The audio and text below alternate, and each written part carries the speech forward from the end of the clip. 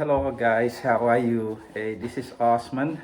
I just want to say hello. It's been a long time since I did a video of any kind.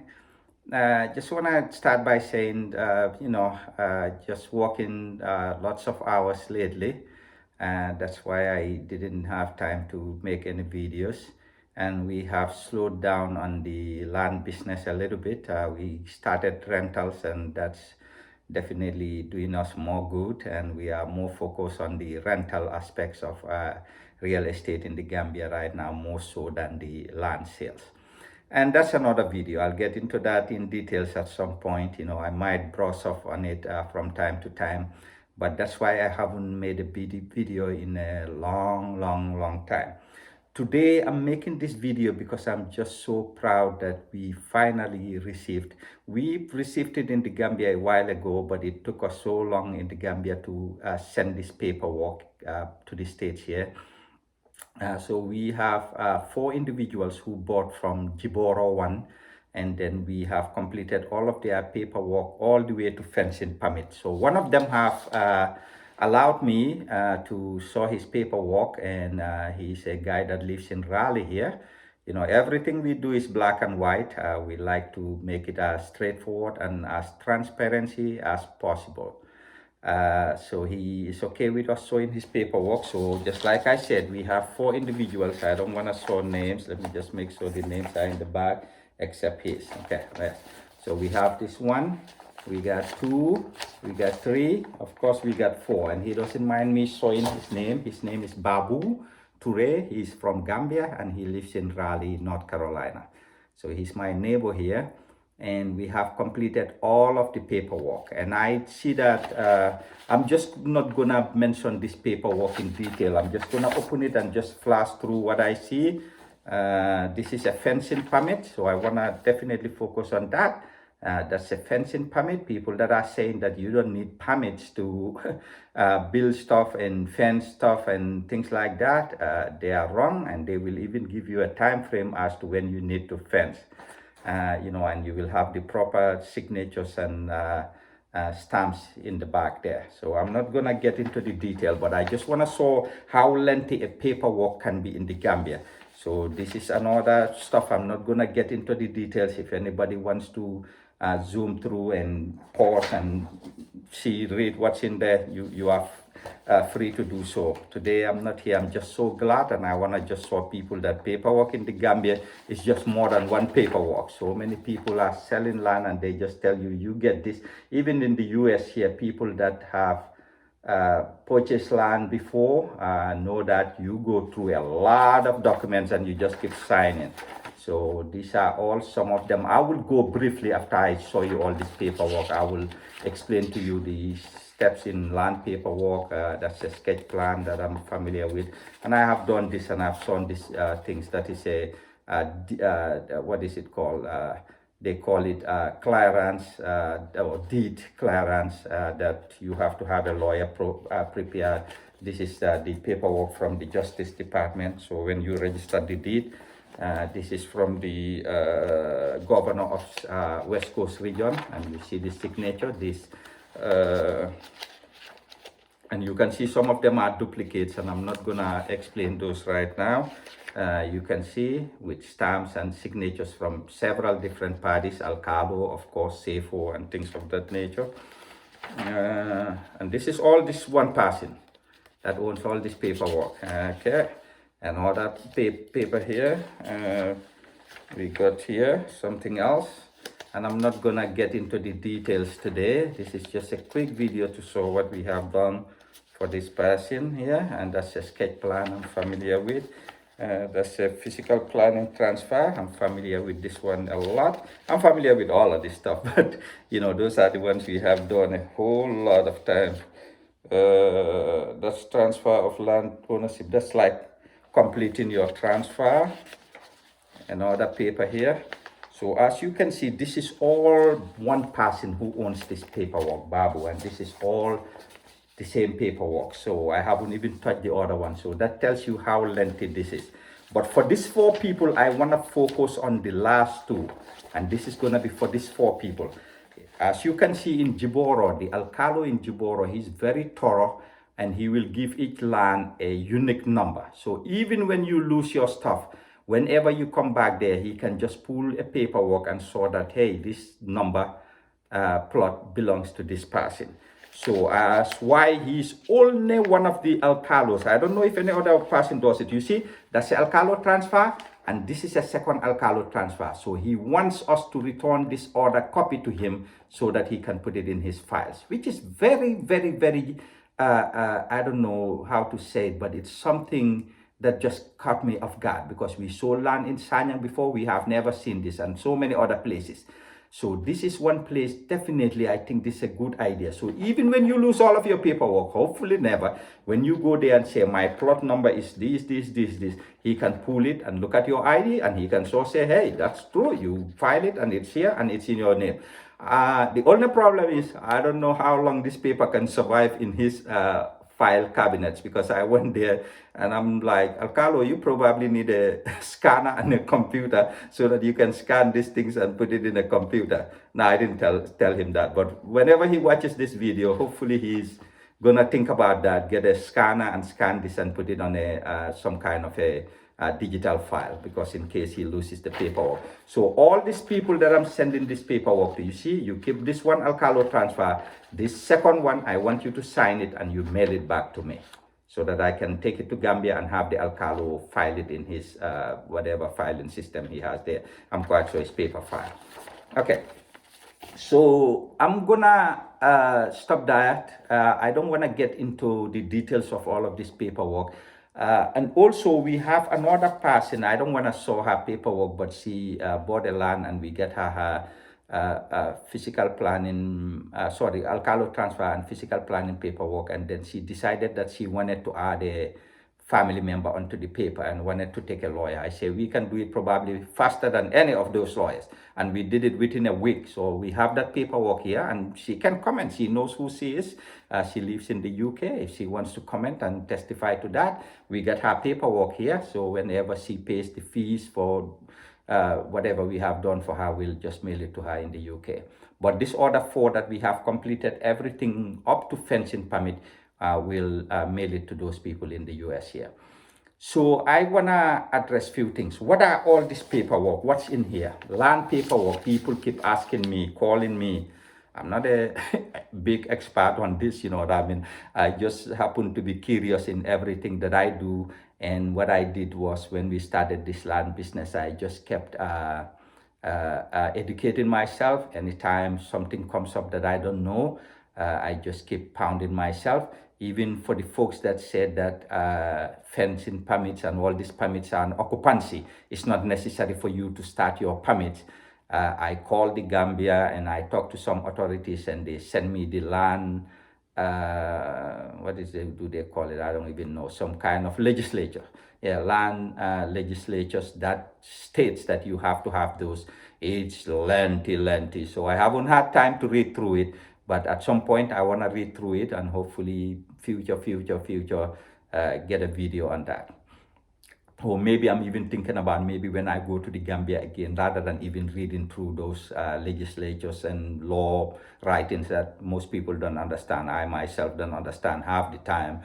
Maybe when I go to Gambia, I'm thinking about maybe go see a senior person in the Department of Lands or Physical Planning and have a video with them. Hopefully that might shed light on all of this stuff. That being said, all this paperwork, what we have done, people are confused about land paperwork. So land paperwork in the Gambia is very fragmented. I have mentioned this over and over again. When I say fragmented, that means that one portion is controlled by the Alcalo.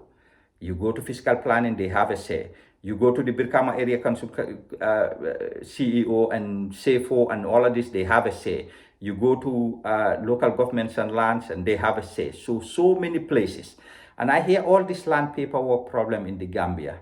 And sometimes I wonder if the big boys, and I'm not going to mention them here, they might be angry with me and all of that, but I don't know if they want this problem to go away because it favors them. I hear so many videos. If you want to buy land and you don't want to lose your money, go to this big boy. If you want to buy land, you don't want to lose your money, go to this big boy. So how about the genuine small boys that are honest and doing the right thing, they're going to suffer, you know what I mean, because of some criminals. And there are criminals in this business, no doubt about that.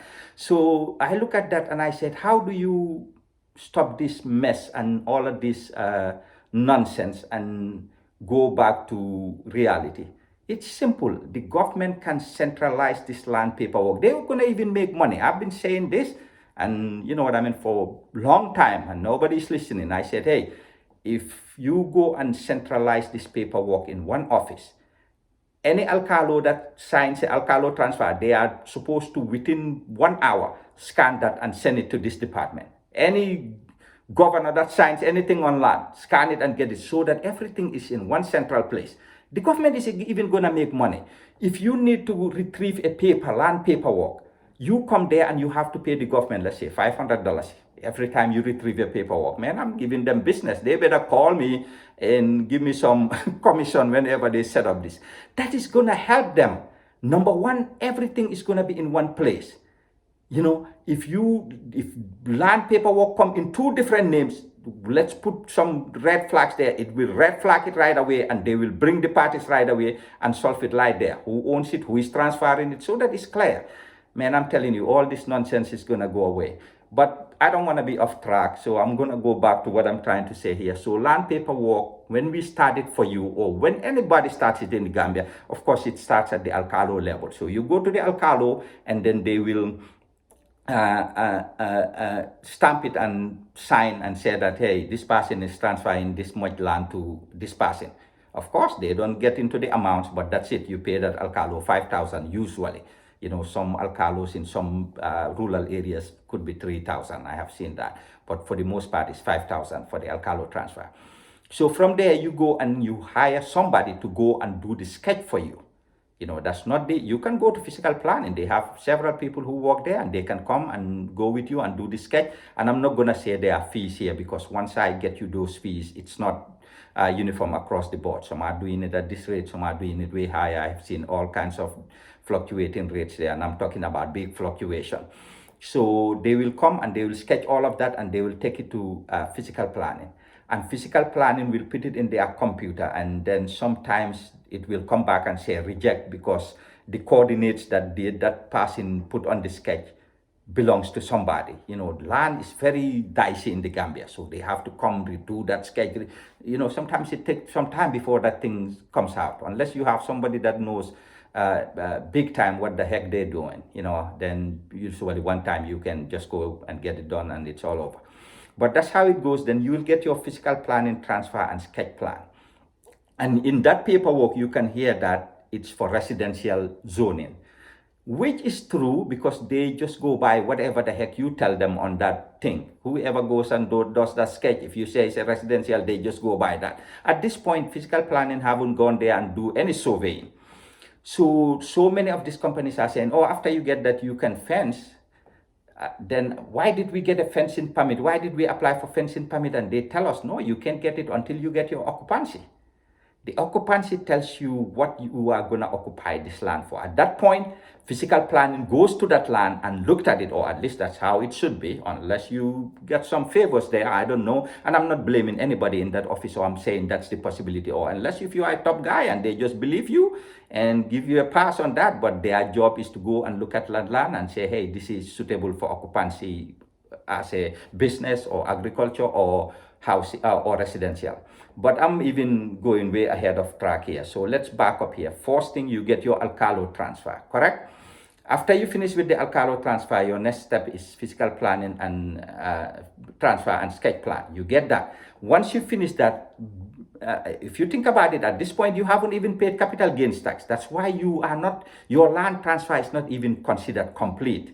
So now you go to EcoBank and you pay 7,000 and you go to become area council. They give you a paperwork. And if I can scan through that quickly here, I can show you. That brings the third leg. So the first one we talked about, yes, right here. The first one.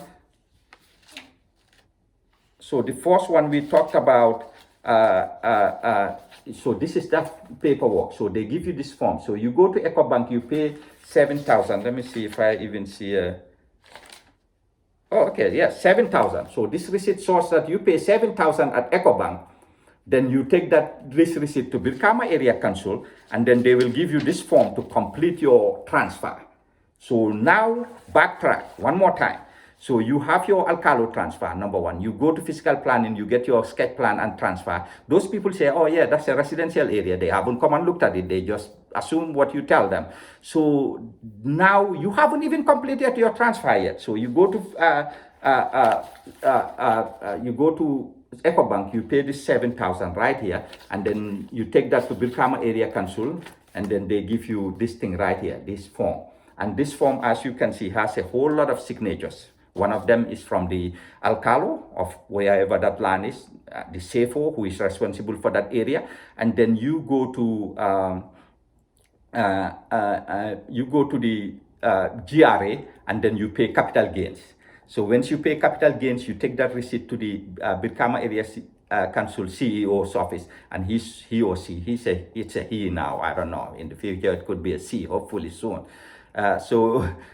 Nothing against male or female here, but I just think we need to get more females involved in this stuff too. So they'll sign, and then they will that will complete your transfer. So that's why that certificate, it's called transfer of land ownership. You see, transfer of land ownership. So this is at the Birkama Area Council stage. So you have, as far as the Birkama Area Council is concerned, you completed your transfer, and now they can begin to collect what they call rates.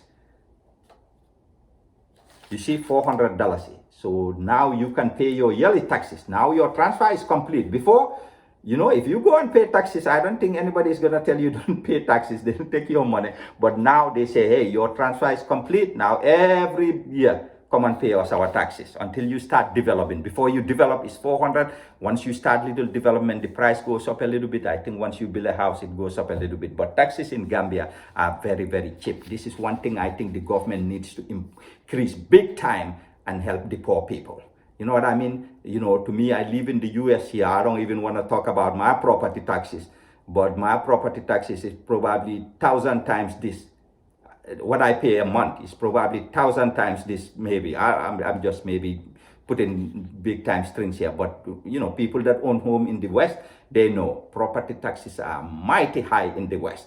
And that's how they build roads, hospitals, schools. So the government needs to think about bumping up this rate big time. If somebody's, I don't want to call it wealthy, but if somebody is okay enough to own a home, they should be okay enough to pay a little bit more than $400 a whole year.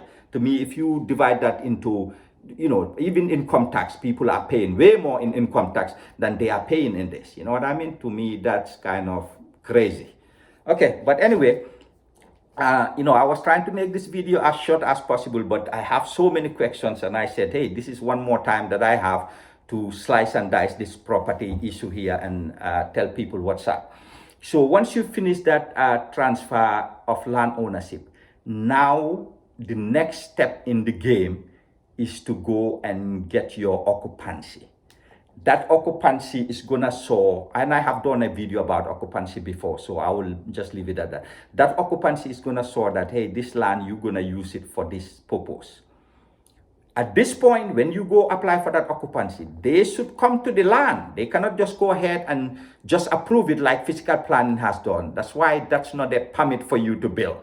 So now when you come and apply for occupancy, in some areas it's called resolution. You know, in the Combo South where Sanyang is, it's called occupancy. In Combo, I believe Combo is, that's where Jiboro is and all of that stuff, it's called resolution.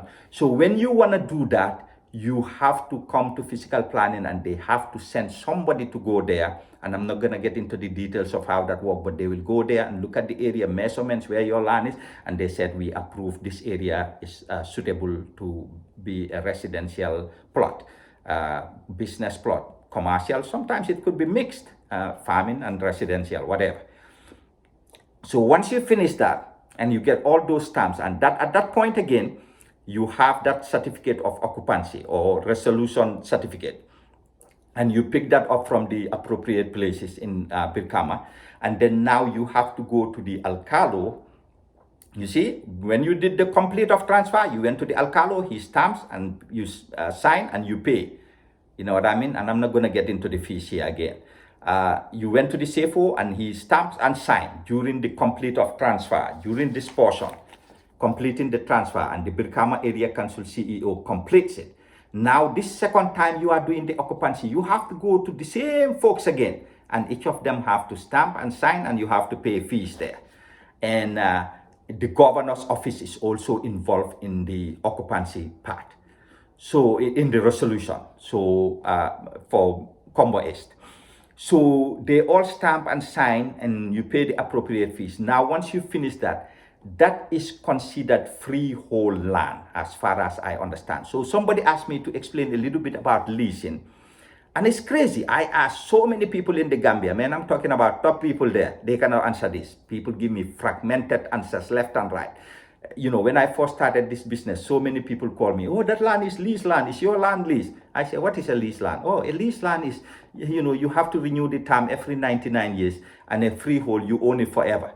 You don't have to renew. I say, if that's the case, it's better for you to get a freehold. You know what I mean? Because, you know what I mean? I don't want to be renewing a lease every 99 years and have to pay that money, and they can even deny the lease. Rather than that, I get something that's permanent, and I don't even have to ever pay anything again, and I don't even have to ever renew anything. So once you finish your occupancy, now that sets you the stage, and with the register of deed at the Justice Department, those things together, you can go to local governments and land and you apply for a lease. So you remember every paperwork I talked about, the local government and lands was in nowhere to be found.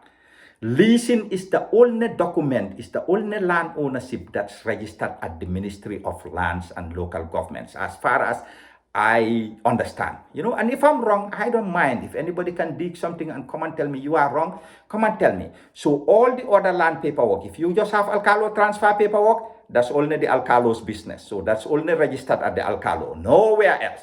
If you go to physical planning transfer and sketch plan, that's only Alcalo transfer and that stage, because you cannot jump the Alcalo transfer and come to that stage. So you only have Alcalo transfer and physical planning transfer and sketch plan, and no other paperwork to prove that you own that land. If you go to the Birkama Area Council and complete that transfer, you are at the Birkama area, all that area council, your paperwork is filed there, and you are up to that level. If you go and get your occupancy and everything, and it go resolution, and it goes to the governor's office and sign, the governor now approves that, hey, you own that land and I know about it. So now that sets you for a stage to go to the local governments and land and lease that land. So now that brings me to this topic, and I'm going to try and wrap up this before half an hour for sure. So what's the difference between leasehold and freehold? And nobody has taught me this. I just keep digging through and researching and checking things and talking to so many people, and nobody gives me a good answer. So leasehold, every 99 years you have to renew it. Freehold, you own it forever. You don't have to renew it. But you have to look at it as, if a government is doing development, and I have done this before, and they want that, and they are doing massive road construction now in the Gambia, and they are taking people's land or this part of their lands left and right. So if a government comes and need a land, maybe that one you touch everybody. Let's say, you know, you live in a neighborhood and there's no school there. The population is increasing, and the government come and say, hey, I need a land here, a 40 by 40 for a school, for an elementary school, or for a nursery school or something, or hospital. And they said, you know what, we need it in this area, and there are two landowners next to each other. Each of them has a 40 by 40 plot, and the government needs exactly 40 by 40. And it's going to say, hey, let me see, which land should we take here? This one is a leasehold, this one is a freehold. The government is going to take the freehold, because leasehold, according to the laws of the Gambia, if the government takes that lease land, they have to pay that person, they have to compensate the owner at the fair market value. So that owner can go and have an appraiser appraise the land for, and the building and everything. Given that, I'm just going to say that those two lands, 40 by 40, they have the same exact development. This person has a 4-bedroom house, this person has a 4-bedroom house. This person spent 200,000 building their house, this person spent 200,000 building their house. This person has one borehole for 100,000, this person has one borehole for 100,000. So everything is equal. Let's assume that. So the leasehold person is going to say, you know what, my land is valued go and find an appraiser and they appraise 2, 3 appraisers and each of them say, oh, this land is worth $5 million enough. And the freehold person come and say, oh, my land is worth 5 million too because I went to this. The government said, no, you did not lease your land. You have a freehold. We value it at $1 million. We pay you 1 million and you get out of this place. That's how this thing works. That's the benefit, one of the big benefits of leasing. You lease that, the government doesn't want to mess with it. That's why, in my opinion, and nobody has told me this is all my research. That's why the government say every 99 years come and renew that lease. So if the government was going to take that land, it's going to wait for that 99 years. Unless it needs it big time for something. But it's going to wait for that 99 years. You come and renew that lease. It say, oh, no. We are not going to renew this lease. We'll let it expire.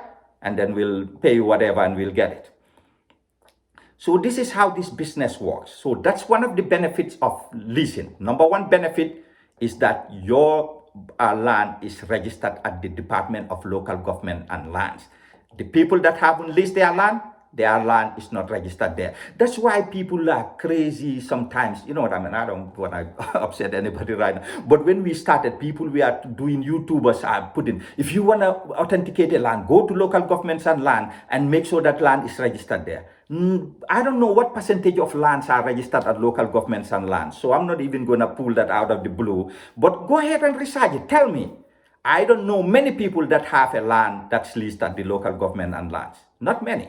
So many lands are freehold. Many landowners in the Gambia, majority, especially in the rural areas, they only have alcalo transfers. They don't have anything else to prove that they own those lands. So that's why people that say go to local governments and lands and authenticate this, they just don't understand what they are talking about. Majority of this, or at least some of the YouTubers. So this is how it works. One of the benefits of leasing is that that land is registered at the local governments and lands, and that's the highest authority of land. If you have a dispute with somebody and you have that paperwork and they don't have it, unless if you have a fake one, but if you have an authentic one and they don't have that, even if they have it all the way to the Birkama Area Council, you get a better chance of grabbing that land than they do. Of course, ultimately you can go to the courts and the courts can figure something out and say, nah. But you get a better chance. So hopefully that helps in that area. Number two is when the government wants to take land for development, they will tend to pick the one with the freehold than the one with leasehold. That's number two. Number three is when you want a loan from the bank. The bank doesn't want to mess with a lot of freehold land because they tend to have a lot of trouble, especially alcalo transfers. Alcalo transfer lands are the biggest problems because majority of them, families own them. So one person can come to the alcalo, get a stamp and go sell it, and the others don't know about it. So they don't want to take that to give you a loan. So if you want to secure a loan, especially with a good rate and good everything, you have to, most banks will even require, not even anything, most banks will require you to bring a lease document for them to give you a loan on a land. So that's the other benefit of a leasehold.